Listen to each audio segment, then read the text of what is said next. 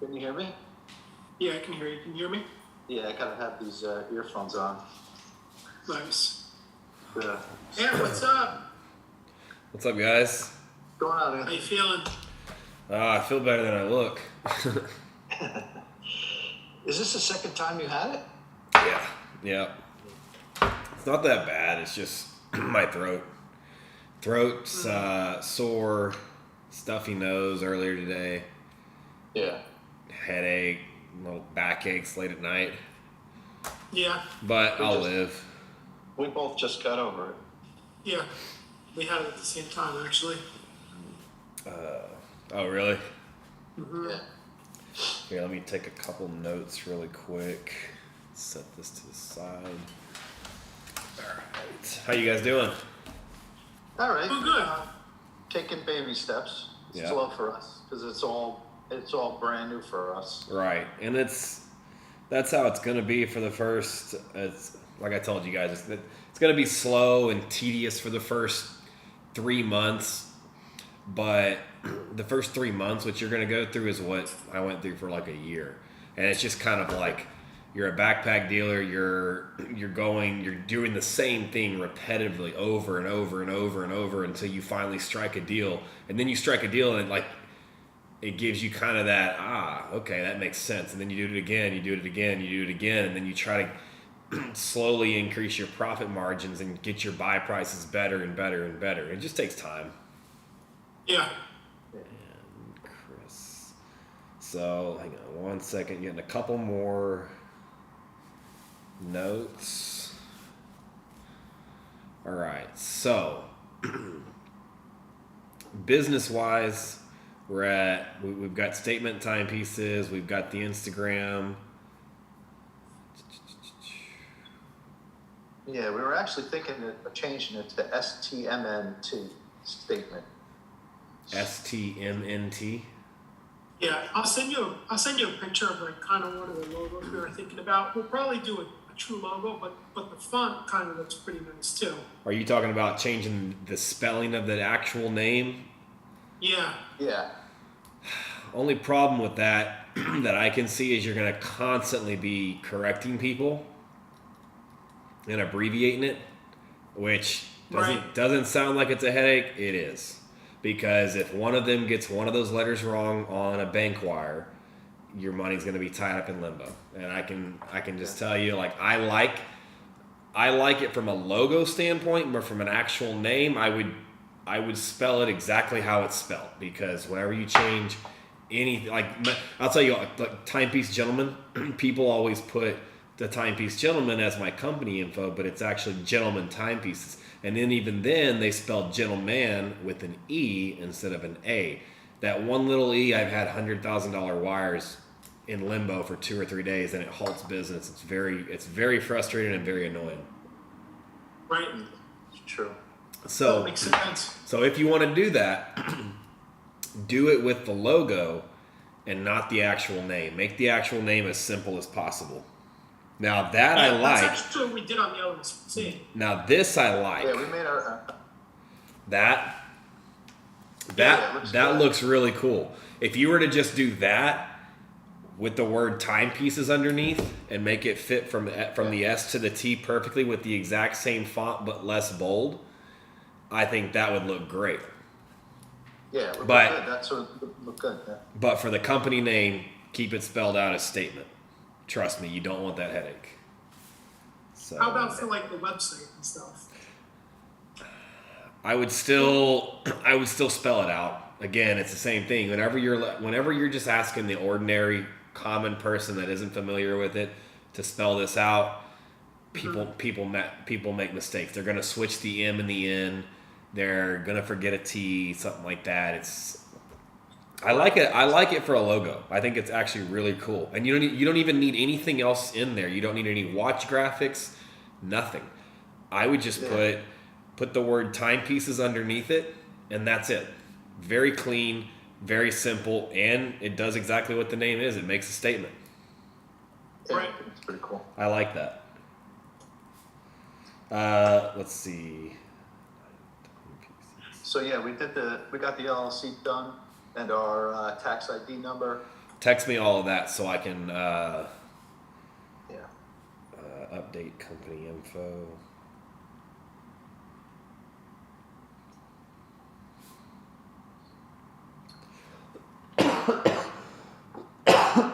Sorry. All right, the Instagram. Sorry, I know we're kind of going over everything, but I want to go over everything again. Let's see. What is the Instagram name? Statement.timepieces. Statement.timepieces. Okay, that's good. That I would also keep like that. I would keep the wording, keep the spelling of it statement timepieces so it's easy to search, but change the logo or change the profile bubble to your actual logo. Yeah. I like that. And keep it black and white, or black and white just like you have it. I like that a lot. Yeah. Mm-hmm. That's gonna go really good when you brand it on clothing too. Yeah. You look good on a sweatshirt and a hat. Yeah. Okay. So, like, one of the things that we're kind of struggling with, obviously, is, you know, I think we talked about this when we were out here. It's like we obviously want to do everything in the proper order, and it's like, well, I don't want to start posting media quite yet if it's going to be like as pictures, right? So, like I was looking at the picture you put on your personal page earlier today of the GP you got. And like, that's such a badass picture because it's so clear and crisp and like it's like a professional photo. But that's exactly what it is. It's not like it is a professional photo, and I pay a lot of money for that photo that you don't need to be wasting right now to spend. Dude, whenever the very first picture I ever posted on my Instagram, when I took the watch off my wrist that I ordered, or that I owned, I set it down on the table, and I snapped a picture like that. That was my first picture. The rest of them were wrist shots. They were me holding it. Now, the difference in where I'm at now and where you guys are starting at is I can post professional pictures like this because I've already established myself as a brand. Whenever it comes to being brand new, you want people to, they need to feel like this is as real as possible. Now, when you post stock looking photos or photos that are taken too well, you risk people not thinking it's yours. You risk them, people thinking that you're using other people's photos. Whenever you're actually, my best recommendation would be when you're starting out posting, hold the watch in your hand, do a wrist shot that you're going to coin as your typical shot every single day, and even talk while you're posting it. That way they hear your voice, so that if they're looking at your newsfeed post and you've got this watch on your wrist, and I'm saying one of my favorite things about this watch is the fact that most people, not knowing what it is, are going to think this is a stainless steel watch when in fact it's platinum. It looks very similar to the Datejust, except the smooth bezel and the ice blue dial let you know, if you know what this watch is, that this is in fact a platinum watch. Just saying that while you're doing a wrist roll and showing the watch, it lets people know, one, you know what you're talking about. Two, you actually are wearing this watch and they're hearing your voice. So then when you go on and you do a Q&A and you're answering questions and they're hearing that voice, they've seen 2 or 3 of your posts, they've heard this voice, now they're seeing your face and the voice matches, it builds credibility, it builds trust and rapport. So one thing I'll tell you is don't worry about the pictures being good or being perfect. Obviously you don't want to take a picture where it's super dark and the watch is way away from the photo and you can't tell what it is, but they don't have to be professional like the ones that I'm posting. The more real they are, the better they are for whenever you're just starting out, because people want to feel like they're actually, like you actually have this watch in your possession, or you're the one that's actually posting it.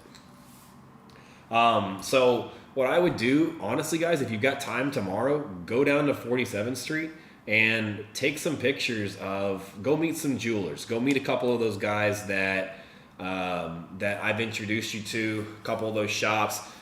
First thing you want to do, ask them if they're busy. If they're busy, say, hey, maybe I'll try to come back later. I don't want to bother you guys. If they're not busy, hey, would you mind if I took a couple pictures of a couple different pieces of your watches and posted them and try to sell them? And do it. Take a couple of pictures, write down the prices. One of you take pictures while the other writes down prices, Yeah. and then go back and then just start posting stuff. But when you're posting, don't just take a picture of a watch and then post it. Research it. Get on Chrono24, get on the Rolex forums, get on eBay, get on Google, look them up, and look at pricing all across the board. Go to the which if you're looking at a Rolex or an AP or a Patek, go to the website, read about that watch, and learn about it. That's how you're going to, and you do this over and over and over and over and over. And when you've read about this watch 5 times on 5 different websites, you're always going to know what a 218-206 Platinum Daytona or Platinum Day Date is, and what it retails for, and what the average spread is across the board for asking prices on the market. And then what you're also going to be able to do is, while you're doing that research, let's say a dealer tells you they want $82,000 for this watch. Well, okay, you right now, what do you think? Is $82,000 high or low? Yeah. That's what? low. Low? For platinum? It's a Platinum Day Date 40 with a baguette dial, 2020 complete. I would say much? it's low. I have no idea. Yeah, I don't know. So here's what How much did you say? I said: 82,000. I know they were. What are they? That watch new is like 60. So they're going for 88, around 88 right now. Higher. So retail, average market retail in this price is anywhere from 82 to 84,000 right now. But what you're going to find out is whenever you go to Google and you type in Rolex 218-206, oh no, 228-206, I'm sorry. 218 is the 41 millimeter. 228 is the 40 millimeter. When you go type this in and you research it and you look at Bob's and you look at Chrono24 and eBay and Google, and then you look at all the ads that pop up on Google, you'll get an understanding of where everybody's asking. Now, if you see prices at 74, 75, 76, 77, 78,000 asking prices, what that's going to tell you is this dealer wants 82,000 from you. He wants you to sell his watch above market value, and there's no money left in it for you to make anything or to mark it up. That's where you got to be careful. Is in the very beginning of this business, people are going to know you're new, and they're going to try and take advantage of you because they know that you don't know the market.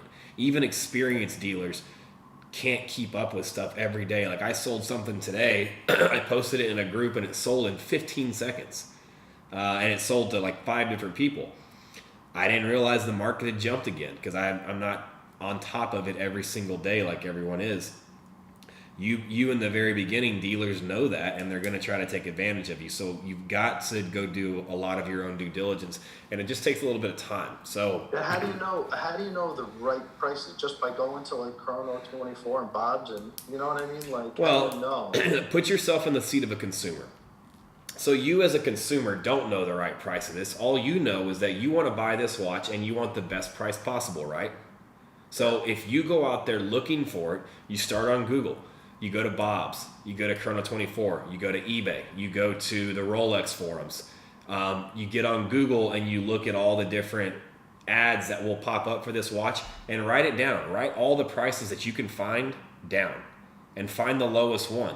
And then compare it. Is the lowest one with box and papers a 2019? Okay, if the lowest asking price online is $80,000, and if you can't find one anywhere under $80,000, then tentatively, if I'm asking $78,000, that's a fair price, right? Right. And there's no way a consumer is going to be able to say this watch is worth less if you cannot physically find it anywhere online for that price. Now, that is not how you as a wholesaler are going to gauge buying stuff. It's how you're going to use those numbers. Like if I don't know anything about a watch and I can't find it in any of my groups, that's exactly what I'll do is I'll go research it as if I'm a consumer looking to buy this piece, and I'll try to find the cheapest one out there. And then I'll do that sometimes before I even put a call out for it, because I want to see how high or low dealers are.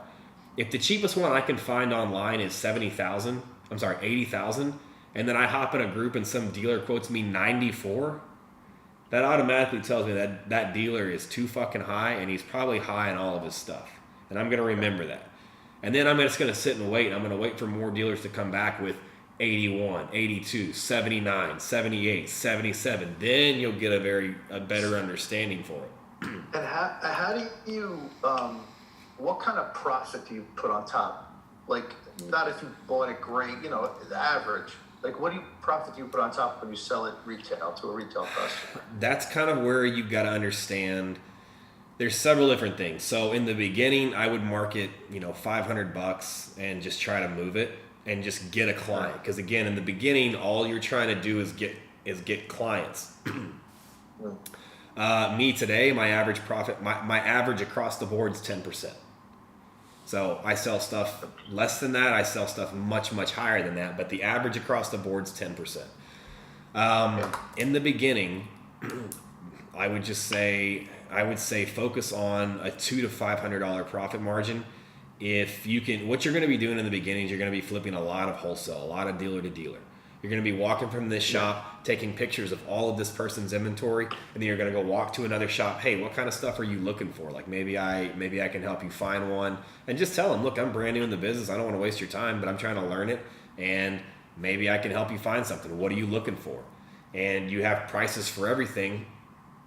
You don't tell them where you have it, but some dealers, that's how a lot of dealers start, is they start wholesale backpacking. And literally, you find a watch here, you run it over to this shop, you mark it up $300, they pay you, you pay them, you make your margin. And you just do that back and forth and back and forth. What's the average you should expect from dealer to dealer? Like, how much do you put on it for yourself? Like I said, $200 to $500. So, yeah. There's dealers on 47th Street that are trading $100,000 pieces day in and day out for $500 to $1,000 profit max. But they're focused on volume, and it's quick and it's easy, Right. and it's tax free, so it's a lot less of a headache than dealing with retail clients. Yeah. Right. Now, when it comes to retail clients, you've got to understand like $200 to $500 profit margins sometimes are not worth your time. In the beginning, you're going to have to do some of it. It's a little bit of extra legwork because you're trying to lock in some clients. But if you're talking about an $80,000 watch that you're only going to make $500 on, and the buyer lives 2 hours away and they want you to hold the watch for 2 weeks while they come up with all the money, gauge your time. Is that really worth $500? No. If you're stuck in that watch, it's almost worth taking a $500 loss to take it back to 47th Street, sell it, recoup your money, and put it into some other pieces. Now, there's a lot of stuff, we'll talk about this later on, but there's a lot of times where, I'll throw $80,000 or $200,000 or $500,000 in a watch because I want to try to sell it. I don't have a buyer for it. I've never sold one in my life, but I want to try. I'll put that money in there. I'll throw it out on social media, and I'll try to make a healthy profit. And sometimes I don't sell it fast enough, and I need to recoup that money. And because I was trying something new and I didn't have a client beforehand, sometimes I'll take a loss on big pieces like that just to recoup the money back fast enough and get into some other stuff. Now, the risk is you either don't make any money or you lose some. The plus is that if I sell this $500,000 piece, I make a profit, and I just picked up a client that's capable of buying a $500,000 watch. Clients that are capable of buying $500,000 pieces do not just buy one. They buy a lot, and they are some of the easiest clients you'll ever deal with. They know what they want. They want a fair price. They want simple ease and convenience, and they wire quickly. They don't negotiate a lot, and they have friends. Right. Rich people buy from their rich friends. Plain and simple. Sure. So when you break into that clientele, that's why when you get to that level, you have to take that risk sometimes. I've lost $10, $20, $30, $40,000 just trying that out. I've probably hit it 4 or 5 times out of the 10 or 15 times I've tried it. I've taken a lot of losses trying that. But those 4 or 5 times that I've hit, I've made all that money back because all those guys have still been buying from me, and they sent me all their friends. Yeah. Right. That's good. So, but that's going to come. Down the road. Yeah, that's going to come. Did you guys watch the networking video I gave you? Yes, the one that you posted this week. Yes. So, About, watchmaker, polish guy in Yeah. New York. Let me make a note of that, and I can find. Have you met any yet, or have you found any? I have I don't I have a polish guy. I don't have I have a watchmaker for small things here in New Jersey, but I would trust him bringing him like an expensive piece. Like if I wanted to get us some spring bars or change batteries, stuff like that, I would go to him. Okay, well, But you I won't be doing. Yeah. You probably won't be using that guy much in this industry. So watch guy. So around New Jersey would be better, right? That way you're not always having to go to the city. The city's easy for me because Yeah. Okay. I'm literally 10 minutes away. Like, it's Alright. quicker for me to go into New York than it would be to run out somewhere in Yeah. Jersey. Yeah, New York's probably better. City's probably better for us. Yeah. Okay, I'm gonna find you one in both. One guy that comes to mind is Mitchell Tepper. I think he's in Brooklyn. Yeah, we met him. You met Mitchell? We went up to his office, yeah. Yeah. And you were looking through the trays of Rolexes. Oh, that was. Oh, yeah. Okay, you did meet Mitchell. Yeah.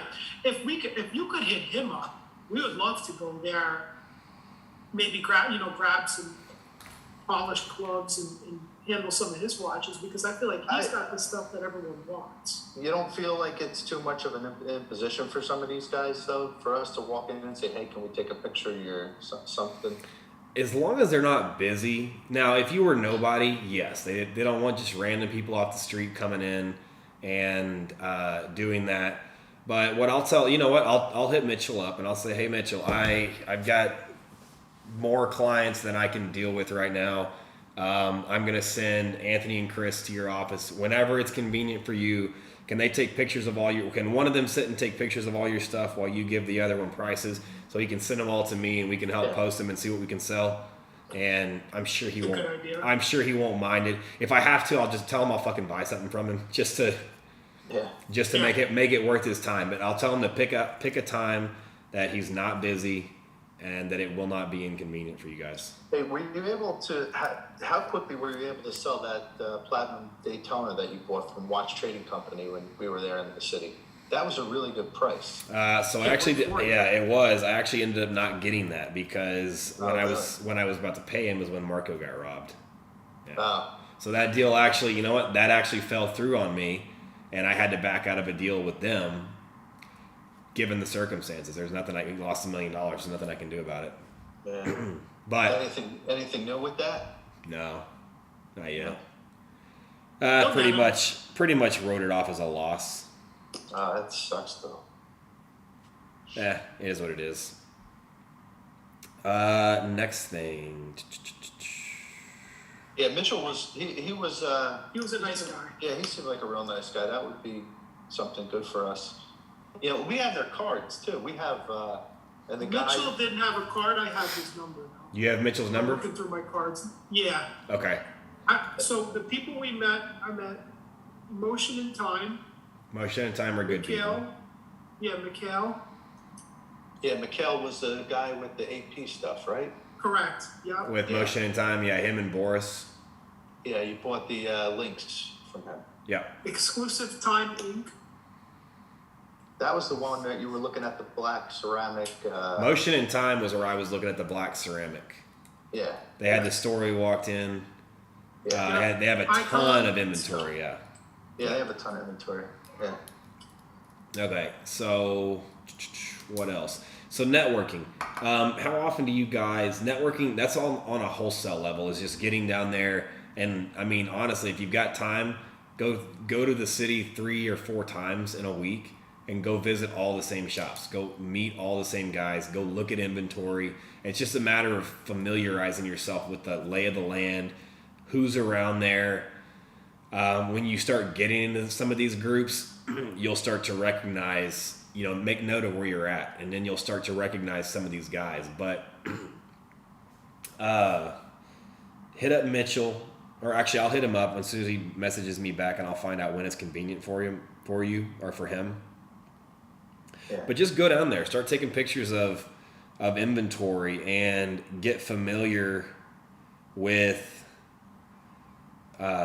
who's down there, who has what, where stock is sitting, because you'll notice that some places are all diamond stuff, some places are all like lower end Rolex, some places have lower, middle, and high end stuff like Motion and Time, and they have a lot of Rolex, Patek, and AP.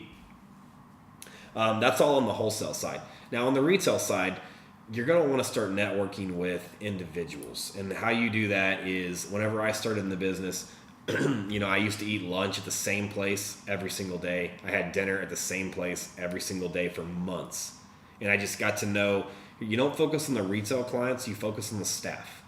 Go in there, sit at the bar, talk to the bartender, tip them well, go in again the next day, tip them well again, go in the next day, tip them well again, talk to them, get to know them, let them know who you are and what you do. And then you meet some of the servers and you become a familiar face in these places, coffee shops, lunch spots, and dinner spots. Pick one of each and go to them as much as you can in a week and do it for weeks on end. But pick places that have high-end clientele. Don't go to the shitty coffee shop next to a college. You're not going to get any business there. Go to a coffee shop close to a golf course. Well, in New York, close to the Four Seasons or the Ritz or go to those actual bars. Yeah, we have some good spots around where we live. Okay. Yeah.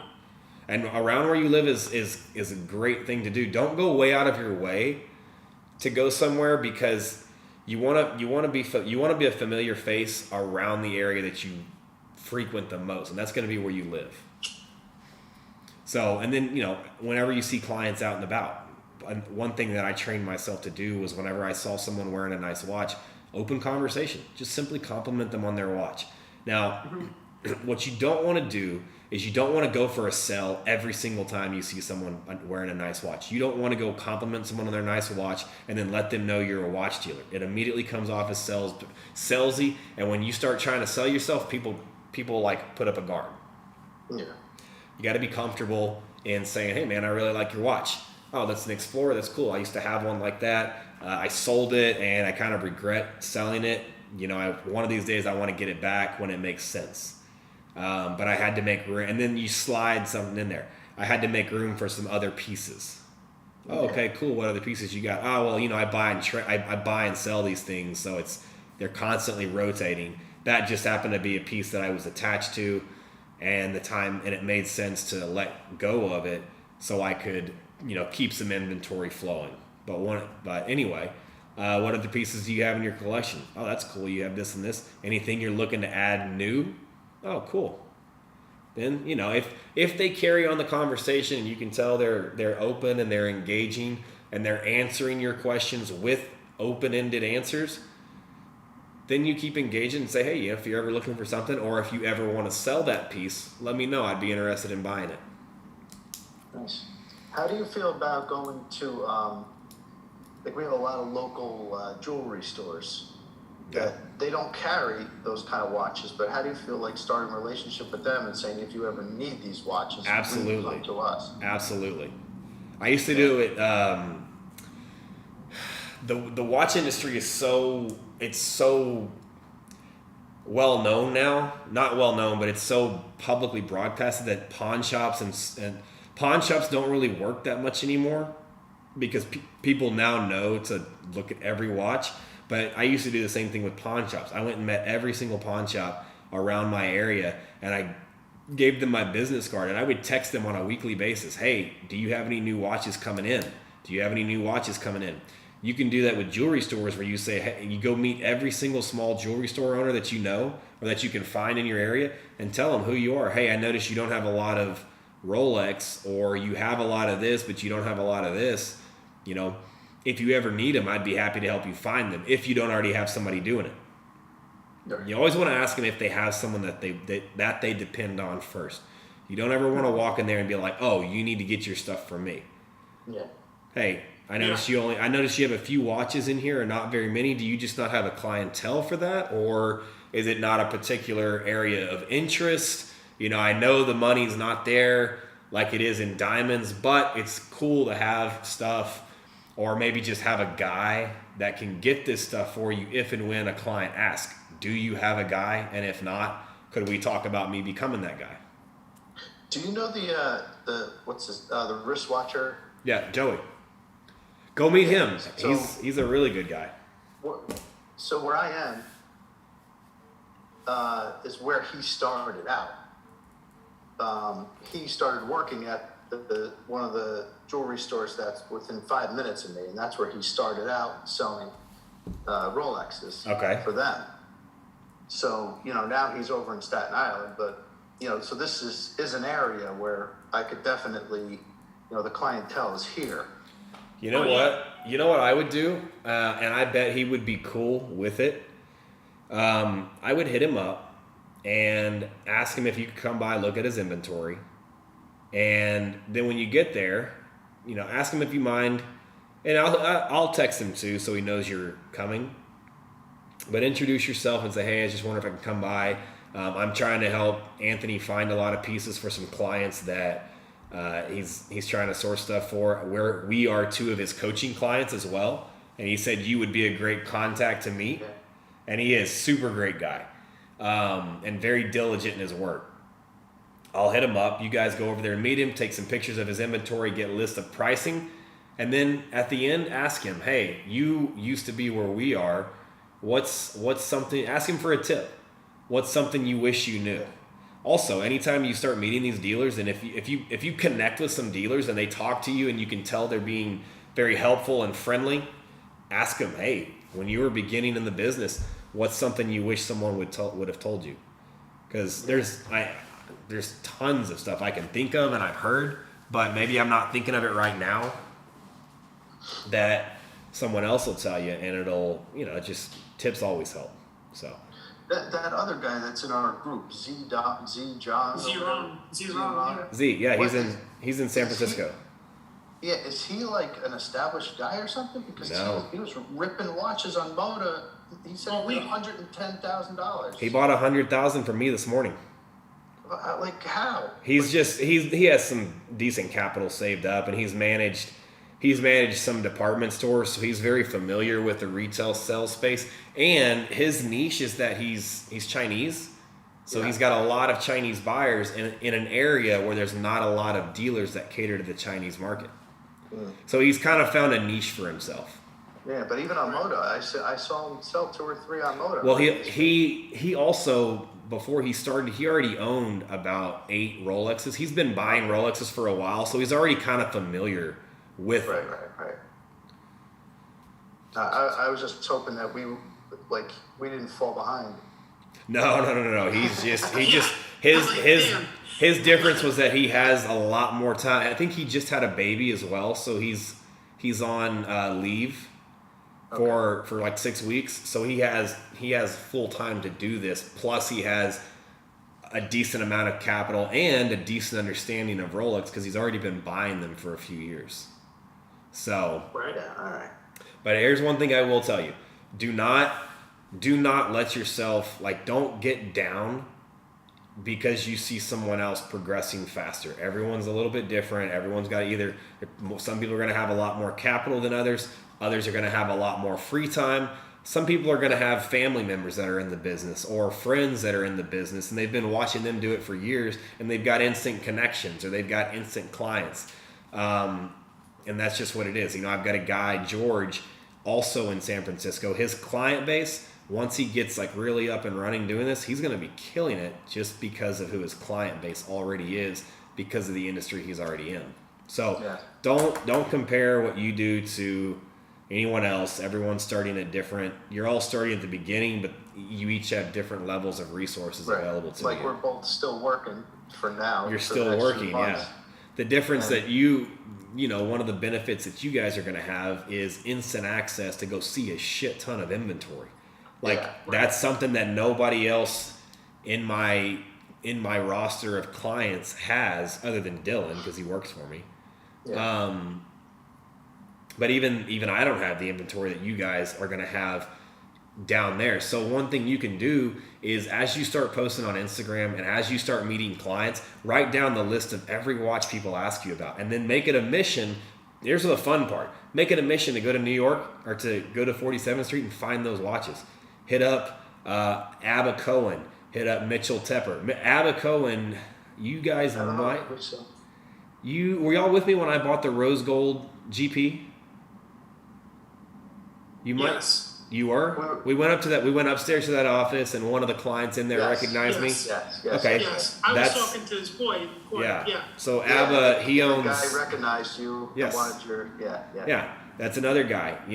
Make it a mission. Like when people ask you about these watches, go find the watches. That's where the fun starts. Like going on like a scavenger hunt to find these things and find it at the best price.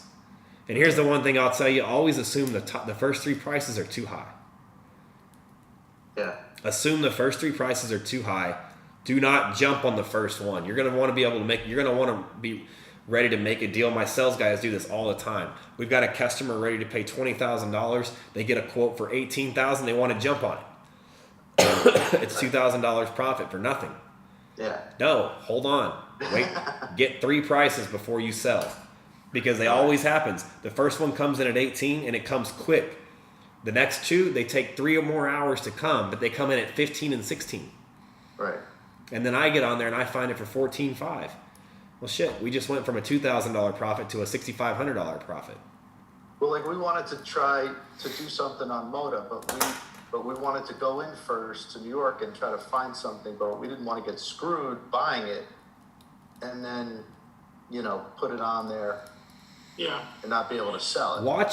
So you're in Moda, watch the stuff. So that's the other thing, is that Z's been in there and he's been just paying attention. And I told him, I was like, if you get in there, just sit back and watch for a few weeks. Like, understand who's selling what, how it's being sold, how people are buying, understand the lingo, kind of the terminology, and just the overall processes. Because, I had a client of mine get in Moda and went in and bought a watch and then backed out. He got kicked out.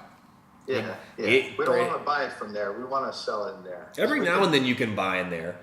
Yeah. I will say it's going to be harder to buy on 47th Street and sell in Moda than it's going to be to buy in Moda and sell on 47th Street. Really? Or to buy on Moda and sell on your Instagram account. Do you have something? Maybe you could send us a picture or a couple of pictures and we could post it and put it to the side. Yeah. See if we can get a bite on Moda. Yeah. Let me see. Or Wait, like you mean like something so you like could a sell on steel Moda? Rolex or something? Yeah, exactly. Something Nothing. like nothing crazy. Yeah. Actually, Something like that. I've actually got all my inventory sitting here in my apartment right now because half my team's out with COVID. My plan after this call was to actually go through and start pricing all my own inventory, getting my bottom dollar cost on stuff. I'll send a couple of pieces to y'all and see what you can, and I'll tell you exactly how to word it, exactly what to price it for, Right. and I'll see if I can make it attractive enough that you guys can get a sell. Yeah, that'd be awesome. Just so we could start getting reference checks too, so Right. that when we do start rolling, people are like, oh yeah, that guy's great. He's solid. I've Right. done 100 deals with him. I'll pay for it if he doesn't take it. Well, the next thing is you need some inventory. How much capital do y'all have that you could actually put into inventory when you're ready to do that? Maybe I know I probably have, but I need to keep some money on the side for buying the gold. So I probably have 15. Okay. And what do you have, Aaron? Yeah. You could probably do the same. About 15, so Yeah. 30K total? At the max. Okay. Yeah. Yeah, I'd like max. Let's see. Let me see what I could. Let me go through all my inventory tonight. See what I could float you to try and sell price wise. I'll take pictures and videos of it so you can. I'll take pictures so that y'all can Yeah. post it in there and see if you can sell it. After you get a couple sales, let's look at getting you some of your actual inventory, and we'll make a plan as to what type of inventory you're going to stock. With 30 grand, honestly, I would do one. I'd pull your money together, do one piece at a time, and just do a GMT, a sub, something that's anywhere from 15 to 25 grand, but it sells quick, easily. Right. Anything from Batmans to Starbucks to Skydwellers to subs, Right. they all sell instantly. You can buy one from me today and you can sell it the same day before you even pay me. The difference is if you call me and you tell me, hey, I need that, I'll take it. Because you're my coaching clients, I'm going to give you guys the benefit of the doubt. And I'll tell you right now, look, Call me and tell me if you see me post something, get a price from me, put it on hold. I will give you the benefit of the doubt of saying, yes, I'll take that. And then if you can't sell it, that's fine. You can back out with me. You can't do it with anybody else. Right. But if you get on there, like let's say you're paying attention to Moda and you see X watch sell for $20,000 and I'm asking $20,000 for mine, say, hey, I'll take that at 19, pending I can sell it for 20. All right, cool. I'll put it on hold for you for 24 hours. You go try to, and I'll send you a picture of it. You try to go sell it in Moda. And if it sells, cool. The watch is yours for 19. I'll send it to you, get a payment from them, then you pay me. I'll do that favor for you to help you get some traction and get some references. Now, the way I treat you, nobody else will. You commit to a watch, you put a watch on hold, or you say it's sold, it's sold. And if you back out, it'll get you booted, so don't do that. Yeah. But I will have some. Yeah, maybe we could just try one or two at the most, and Yeah. then I'll send you stuff I think. Go from there. Yeah, I'll send you stuff that I think I have good enough margins you can sell on Moda for and make some money. Right. I can make some money, you can make some money, and get you a couple of references, and then we'll talk about you actually buying a couple pieces. 30K total to invest. All right, what else? We've talked about wholesale networking. We've talked about retail networking. You've got the Instagram course, right? Yeah. You're waiting on the idea of getting better stuff for pictures. Well, that Yeah. was definitely part of it. Sure. You know, and I know that like our Instagram is definitely going to be probably the biggest source of lead generation off the bat Right. that we get. Yes. You know, like like Chris said, like Joey from Wristwatcher was in our area for a very long time. So I watched him. I connected with him years ago when I was looking for an engagement ring for my wife. And he was like, oh, hey, like I do this little Instagram account on the side. You know, so I watched him grow his following to over 100,000 people. And then every day, like, watch number 60 for the month, watch number 65 for the month, just ripping through his inventory because he's got so many people that someone in his social media circle is always looking for something. Just like with realtors starting out, you're not going to be selling as much as you're going to be trying to source. Everybody's going to want you to try to find a watch cheaper than the next dealer. Like I have them all, but they know you. They're going to reach out to you and try to see if you can source it cheaper than I can, because I'm established. I have my prices. I have my margins. I'll sit and wait till someone pays my price. You guys are new. You're hungry.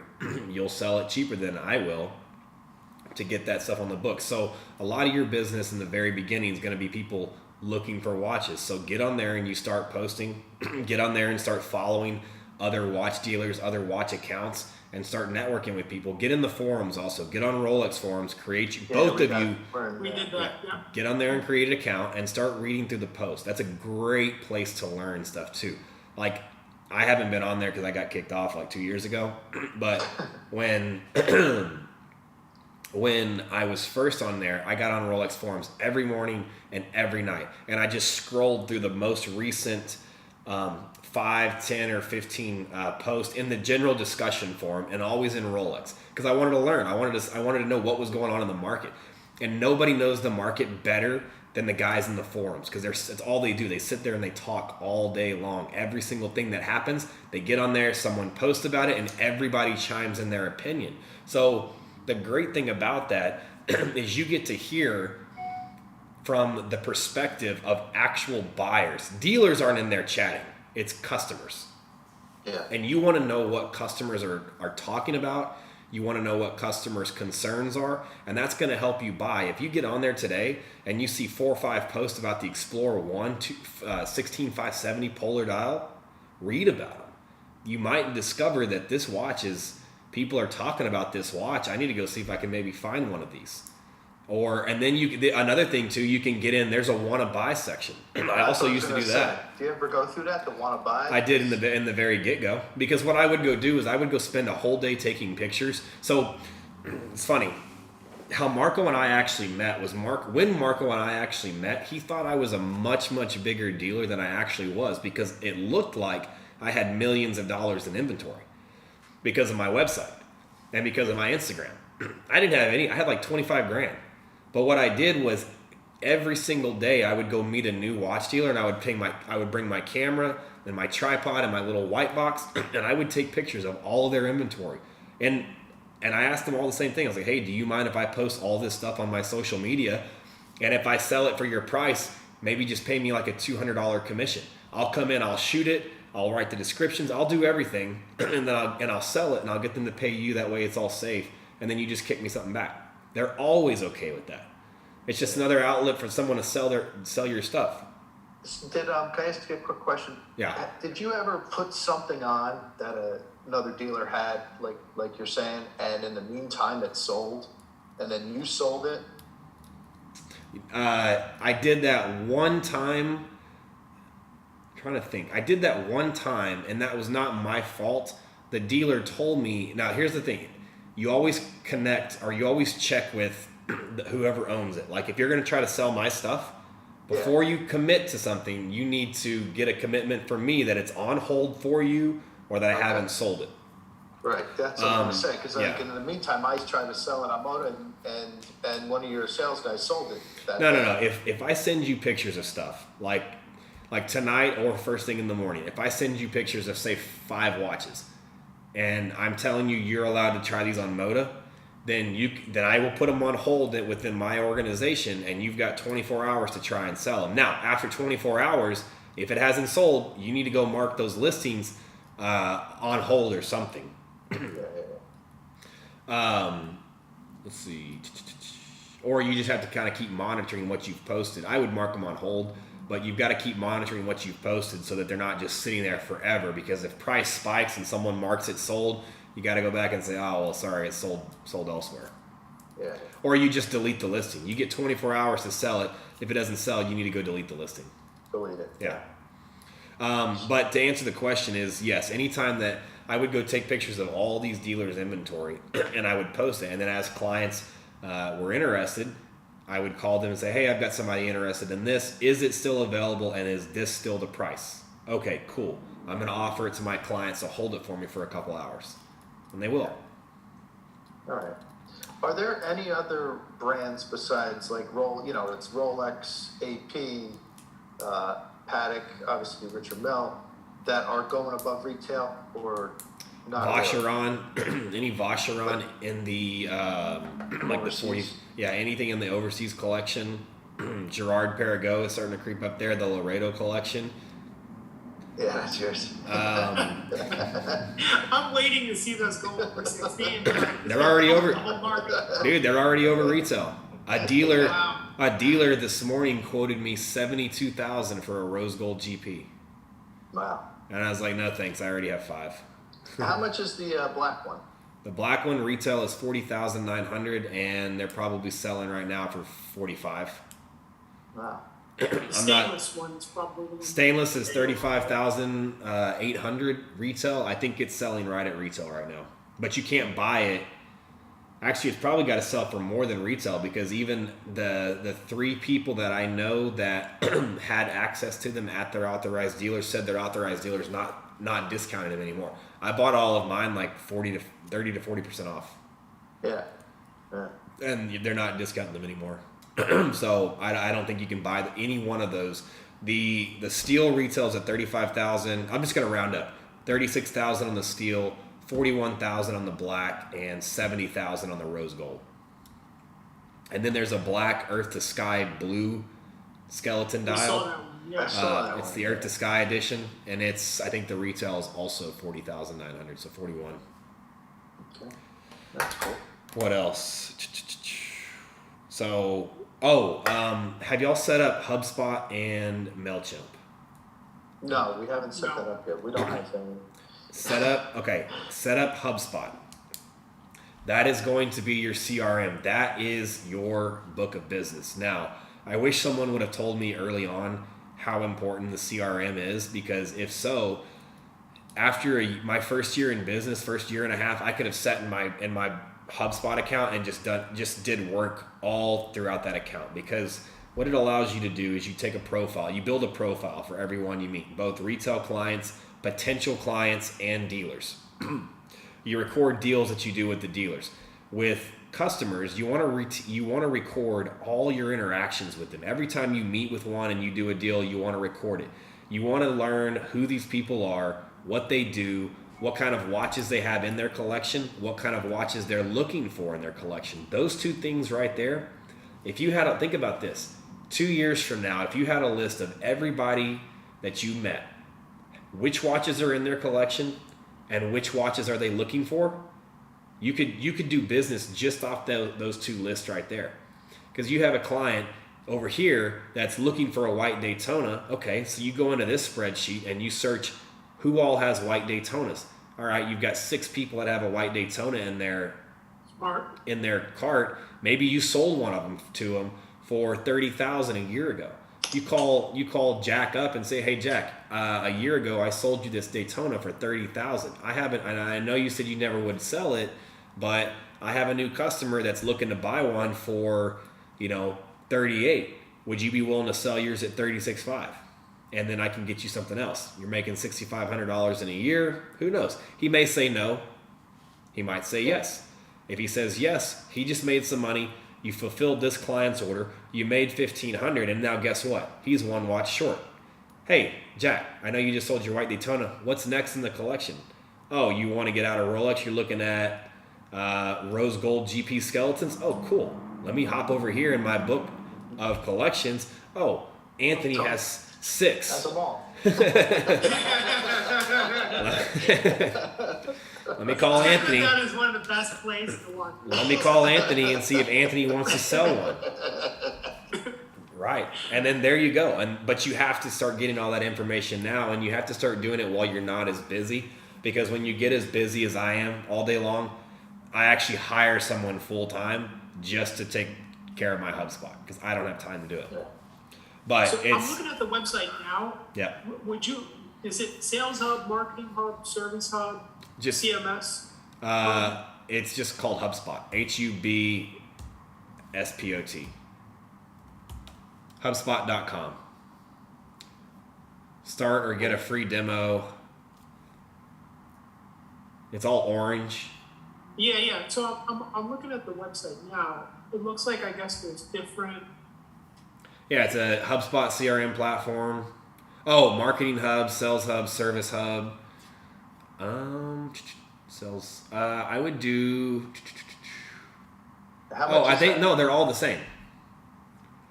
That's just what it does. Got it. Yeah, that's what all the different features are within it. Those aren't different ones. I don't think. Oh wait, yeah, maybe they are. Let me see. Content management system. Okay. Okay, maybe it is. You need the sales one. You need the Sales Hub.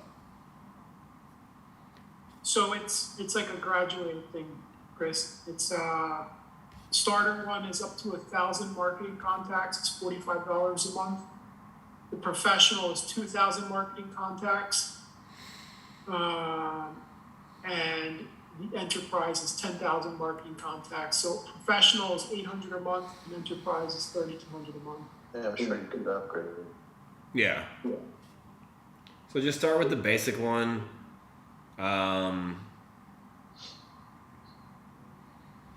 Get used to it.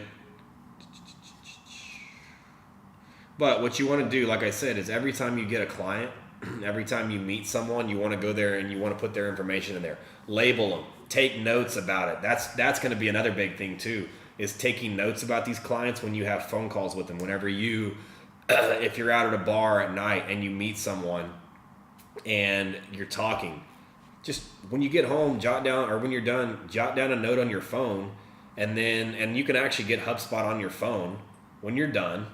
Jot down some notes. Hey, met this guy at so-and-so.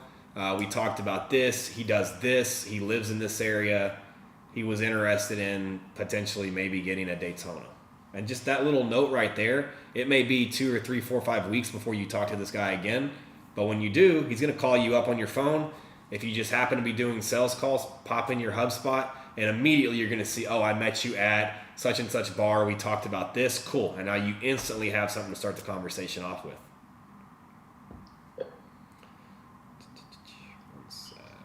when you send these watches, right? Let's say we go into Moda and someone buys it. I guess you would send it from where you're at, but eventually at some point we'll be sending watches out.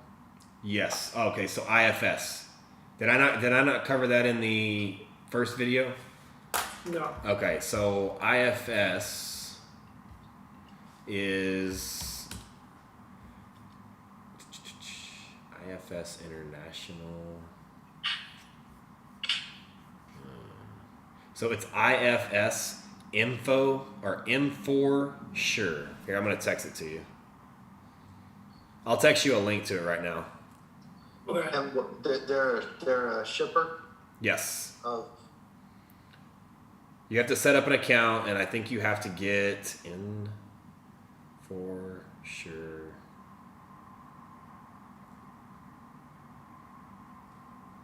Shipping login. Okay, there we go. IFS ship in for sure. There we go. Okay.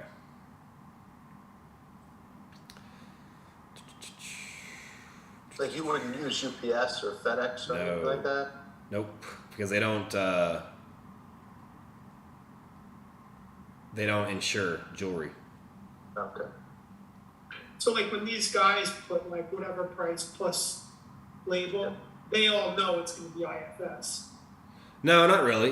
You can use UPS or FedEx if you have a blanket insurance policy, and that's what a lot of big jewelers will do. And that's what we're about to switch to, because I ship so much. My IFS bill last month was like $15,000.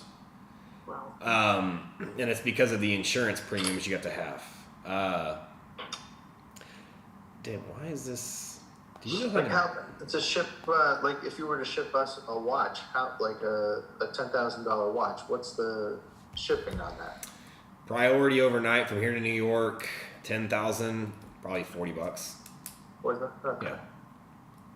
Yeah. I just sent you the link. You're going to have to go on and create an account and probably get referrals or references. So call me and let me know if you need a reference on that. I can do that. But this is how you're going to ship. And they value either up to 75,000 or 150. I know we're 150 per package. I'm not sure if there was a limit when we first started. I can't remember. Yeah. But that's the only way to ship anything via UPS or FedEx. And I don't use UPS anyway. I only use FedEx shipping. Obviously, you never wrap it there. You get all the materials. Go to FedEx and just grab all the materials and then wrap it at home and then put your label on it and then take it back. Don't ever tell them what's in the box. Right. Okay. If and when you need to ship that. Now, when it comes to if you sell any of my pieces from me, just to give you the experience, I'll probably ship them to you, make you go to FedEx, pick them up, grab your stuff, repackage them, and ship them out. I want you to do the whole Yeah, experience. but we would ship it. We wouldn't ship it to FedEx, would we? Or No, yes, you ship it through FedEx, but you use your label. You still drop it off at a FedEx location. Okay. But IFS is just a third-party insurance company. They still create the labels through FedEx. oh, okay. All right. Yeah. So It's so funny. It's Yeah. like I have literally everything right at my fingertips in my building. I got the FedEx and UPS store right there. that's perfect. Yeah, we'll probably talk about which bank we're going to use, but I might be able to get a bank that has no wire transaction fees, so that'll save us some money there too. Oh, really? Yeah, PNC might offer it to us. Okay. Yeah. Yeah. Otherwise, we were just going to do TD, right? Yeah.